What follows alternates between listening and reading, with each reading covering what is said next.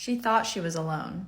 So Casey Rodriguez went solo camping over the summer in Appalachia. She had just broken up with her longtime boyfriend and wanted some time alone. Casey had picked a really remote area to set up her tent in and reportedly didn't see a single other person the entire time she was camping. Though at night she claimed there was a strange rustling noise coming from outside her tent, but she just chalked it up to local wildlife. So when she gets home, she gives her dad her vintage camera and asks him to develop the photos for her. And this part gave me chills. Casey's dad calls her and asks if she met anyone while she was out camping. And Casey's like, no, it was just me. But then he asks her again and says it's fine if she met someone out there, but he just needs her to be honest with him. And again, Casey's like, Dad, no, I would tell you if I met someone out there. I was by myself the whole time. This was one of the photos that Casey's father developed. A photo of Casey asleep in her tent, taken on her own camera. Last Friday, this woman was found in the jaws of a 13-foot alligator just 2 months after being arrested for trespassing on wetlands.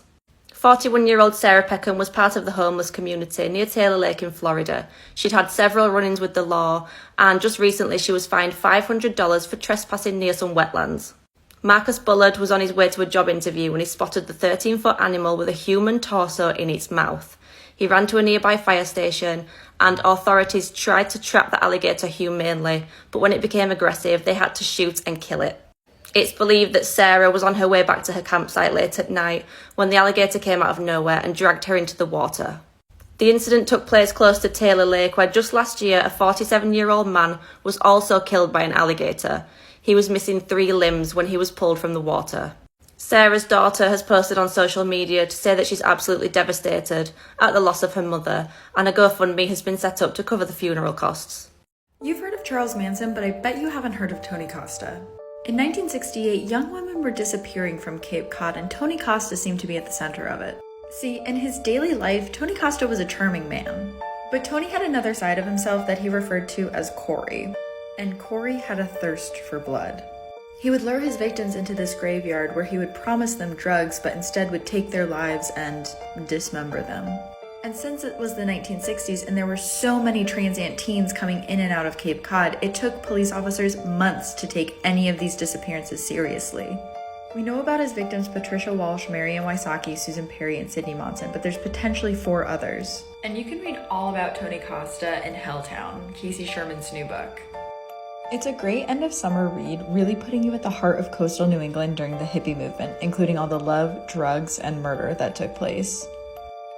This daycare owner shot her husband twice after she found this out. Shantiri Weems and her husband James owned this daycare called Kids Castle. On July 2022, a woman whose child was attending Kids Castle approached Shantiri and told her that her daughter was being molested by James. Shantiri lost it, and in that moment, she made her way to a hotel in Washington, D.C. where James was staying at and shot him in the neck and thigh. Shantiri admits that her intentions were to paralyze James because she was just so angry. Keep in mind, Shantiri loved kids and her job, and she wanted this daycare to be something where kids felt like they were safe. And she said after seeing the pain in this mother's face, she snapped. James had contact with 93 children, and most of them rode on the daycare bus with him, which is where most of the abuse happened. And this story only gets more disturbing. And James was also a retired Baltimore police officer. But ultimately, Shantiri was sentenced to 4 years in prison, and the judge said that she should have never taken the law into her own hands. James, on the other hand, faces 30 counts of child sexual abuse and assault charges. Someone killed this little girl on her way to Disneyland. This terrifying case is unsolved and needs attention. It was December 1973. One family was heading to Disney World for a Christmas to remember. However, it would end up being unforgettable for the most tragic of reasons. 8-year-old Sherry Swally and her little brother were super excited for the trip. They were on their way to Florida with their dad from their home in Ohio. They ended up stopping off in Atlanta, Georgia, due to many petrol stations being closed. It was December the 23rd, and they decided to stay with an old friend. The friend in question was Clyde Williamson, and he was Sherry's dad's old work colleague. When they turned up, the 2 children began playing in the neighborhood with the local kids. Neighbor Carolyn Ellis spotted Sherry playing. She told the little girl to go over to Clyde's house and ask everybody if they wanted to go round for tea there at about 8 p.m. This was the point where Sherry completely vanished. She was reported missing, and tragically her body was found at 10:30 a.m. the next day. She was found about 40 yards away from the apartment complex and had been AR'd and stabbed to death. Shockingly, her body was lying in full view of hundreds of apartments. Still to this day, nobody has been convicted of this crime and Sherry's case remains unsolved.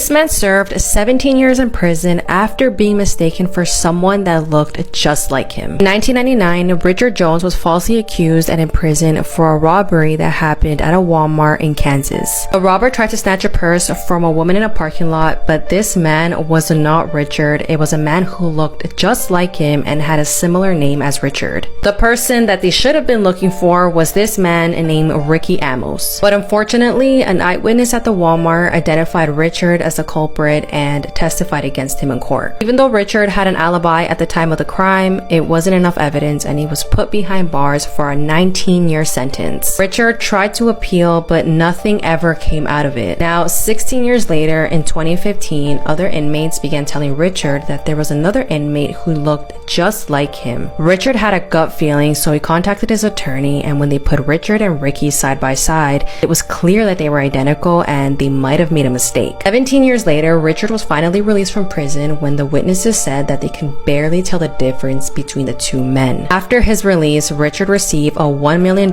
settlement by the state. You know why I am no longer the mascot for McDonald's?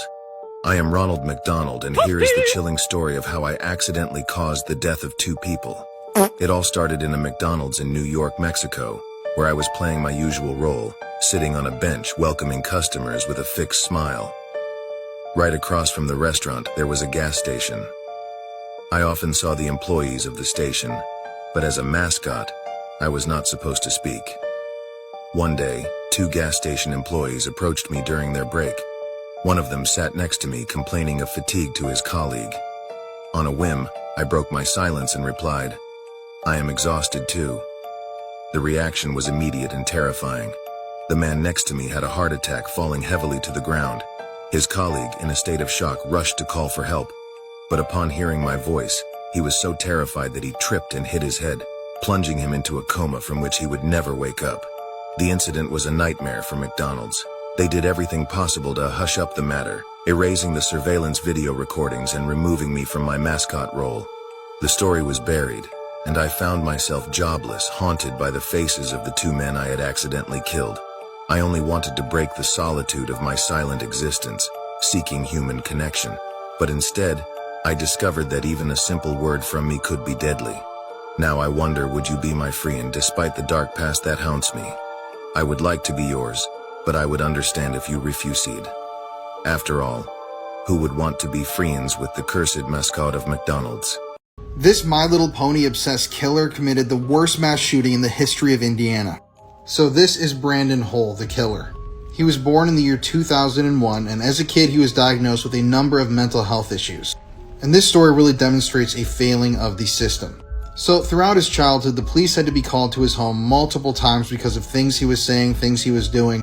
And in March of 2020, his mom contacted the local police department because Brandon stated he wanted to be killed by a cop and he had just purchased a firearm.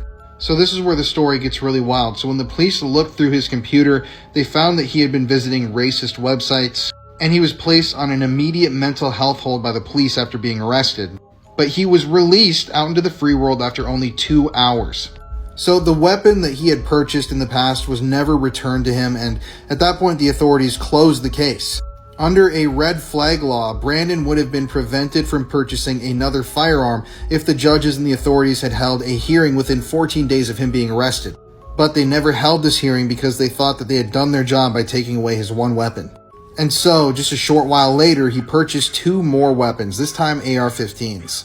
So obviously, a guy like Brandon, who had had the cops called on him multiple times, he had threatened to hurt people and wanted to die at a cop's hand, he should never be owning a weapon, but because of the system, he was allowed to purchase 2 of them.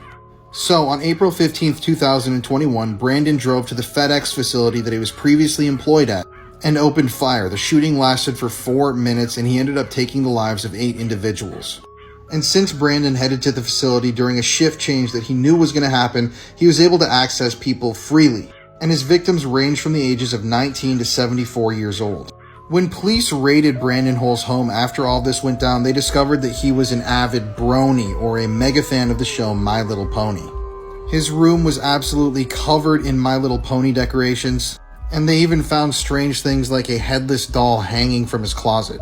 After further inspection, it was found that he even had My Little Pony artwork on the weapons he had brought to commit this crime with. And afterwards, it was discovered that right before the massacre, Brandon made a disturbing Facebook post.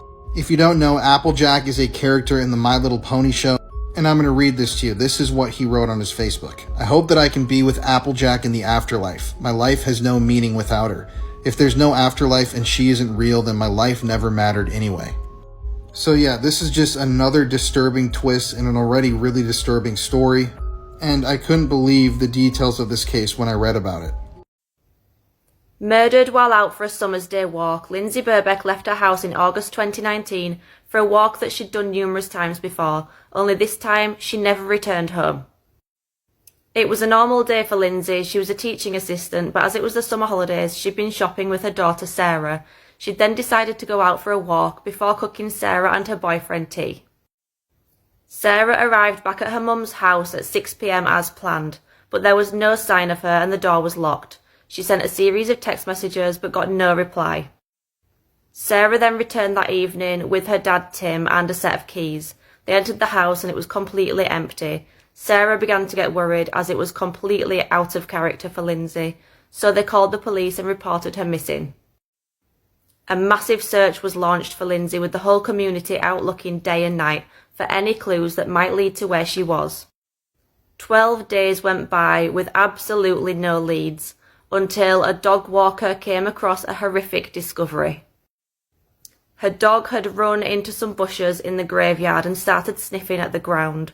She stepped forward and felt something soft under her feet. She'd quite literally stumbled upon Lindsay's dead body. She was wrapped in plastic, completely naked, and buried in a shallow grave. A murder investigation was officially launched and police started trawling through hours of CCTV footage. Lindsay was seen on the day she went missing at 4:06 p.m. walking down the street and then entering an area called the Coppice. CCTV also captured somebody leaving that area shortly after Lindsay had gone missing. That person was 16-year-old Rocky Price. A witness had also come forward to say that she'd been in that area just before Lindsay and that she'd seen a hooded teenager with his hands in his pockets who looked really out of place. He'd begun to follow her, so she'd set off running, and luckily he turned and went the other way. Rocky was seen leaving the area, and then later that evening he returned with a backpack. He was then seen leaving the area again, pulling a blue wheelie bin. This wheelie bin was thought to have been used to move Lindsay's body to the graveyard.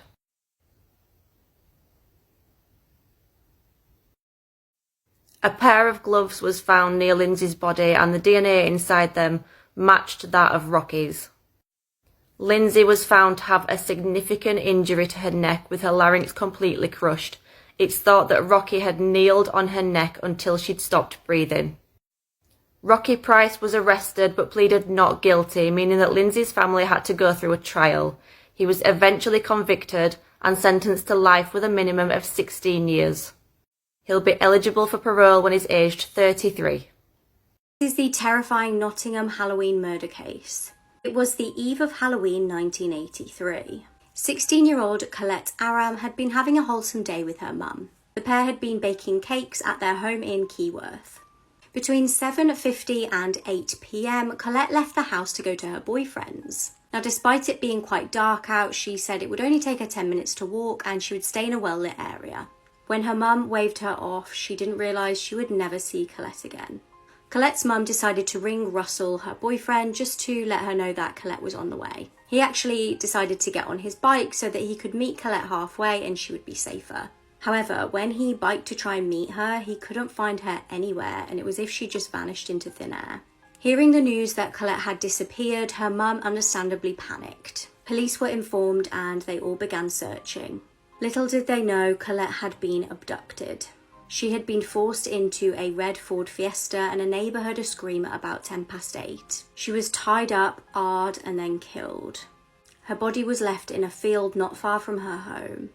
Shockingly, her murderer then popped into a local pub and began chatting with the barmaid. She noticed that he was acting weirdly and it almost appeared that he had blood on his hands. She was also aware that he was telling little lies throughout their conversation and kind of changing his story about who he was and why he was there. Colette's body was discovered the following day. The barmaid reported her strange interaction to the police and they were able to find a towel in the toilets of the pub. This had two people's DNA on, Colette and an unknown person. Unfortunately, when the unknown DNA was ran through the system, they didn't find any matches. Then a terrifying development. Police received a horrifying letter from the killer. It stated, "You'll never find me."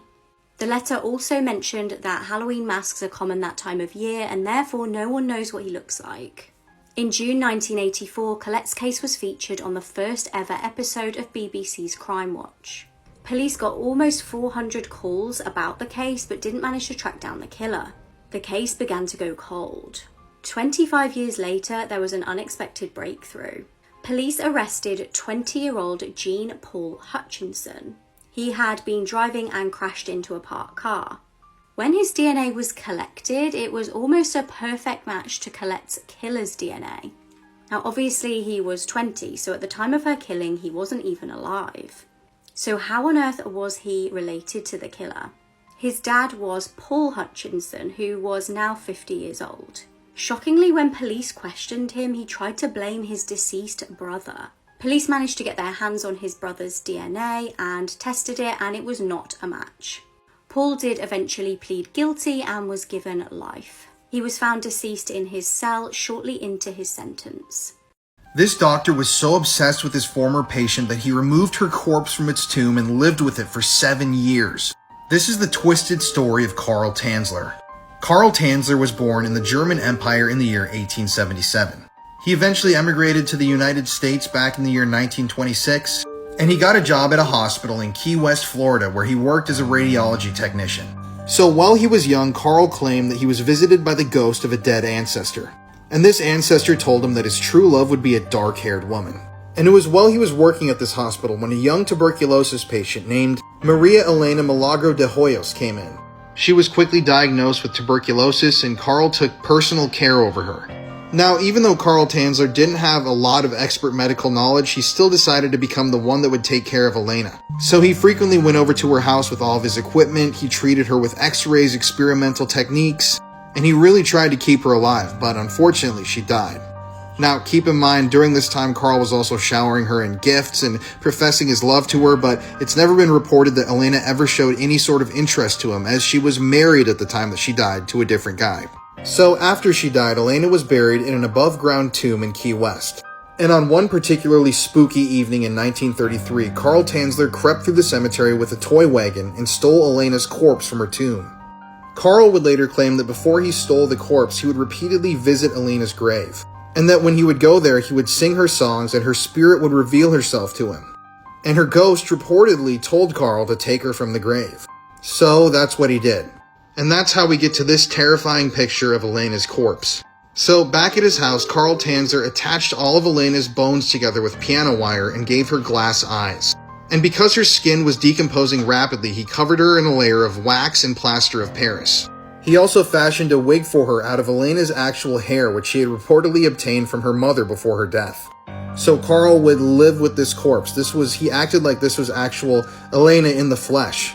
He would douse her in perfume to hide the smell of a rotting corpse, and he would frequently dress Elena in different dresses. One neighbor even reported seeing Karl dancing in the moonlight with the corpse through an open window of his home. And according to some reports that eventually came out, Karl Tanzler actually had a tube inserted into this plaster of Paris molding of the body, if you know what I mean, where the tube was and what he was doing with this sculpture body. Eventually, though, after he had been living with the corpse for 7 years, rumors began to circulate around the town of Key West that Karl Tanzler was living with the body of a dead woman. And Elena's sister, hearing this, went to Karl's home to confront him, saw the body of her sister, and immediately went to the authorities. Karl Tanzler was then arrested and charged with various things, but because the statute of limitations had expired, he was never actually charged with anything or served any prison or jail time for this, and the charges were dropped. And I gotta say, this is one of the most disturbing stories of all time. Elena's body was eventually reburied in an unmarked grave in the same cemetery.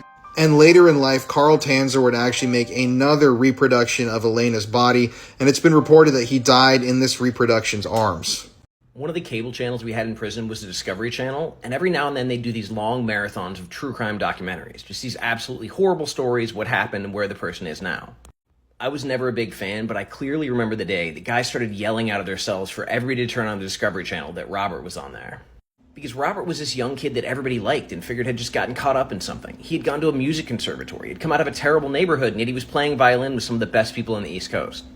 He was well-spoken and it seemed successful, and everybody just assumed he got drawn back into a neighborhood beef or something that happened with his family. But this true crime documentary told a very different story. Turns out Robert had had a crush on this girl in high school, and he was jaded because she was dating other people and would never date him, would never give him the time of day. So this guy, who up to this point everybody thought was just a nice guy who'd been in the wrong place at the wrong time, actually broke into her home and was going to force her to accept his advances. Except she fought back, and at 16 years old, he ended up taking this girl's life, all because he was jealous she was dating other people and wouldn't give him the attention he wanted. And after the show was over, everyone was stunned because it had shown him to be the opposite of what everybody thought. And he stayed in the cell the rest of that afternoon and the rest of that evening. He didn't come out the next day until it was time for chow. And I've never seen a bigger spectacle in prison where everybody's just staring at this one person. Like, you can hear a pin drop, and all anybody's wondering is, like, how is he going to respond to this? Like, who is this guy? And he stayed quiet, and he stayed to himself, and eventually everybody went back to doing what they were doing, but everybody looked at him differently. Everyone has done something impulsive or destructive at 16 years old, but this shocked even some of the more hardened guys.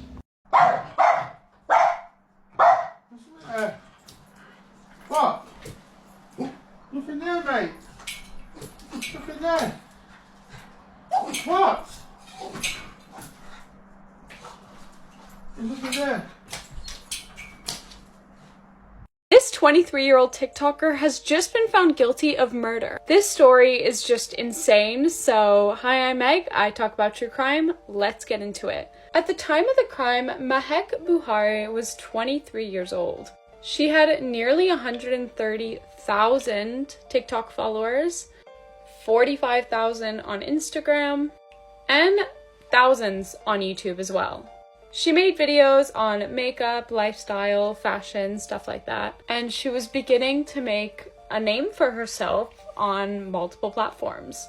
Her mother featured in a few of her videos, and they seem to be really close. Her mother's name was Ansreen, and she is 46 years old. This whole situation began around 3 years ago when her mother started a secret affair with a younger man. The man's name was Saqib, and he was only 19, I believe, when this affair started, and she was like in her 40s.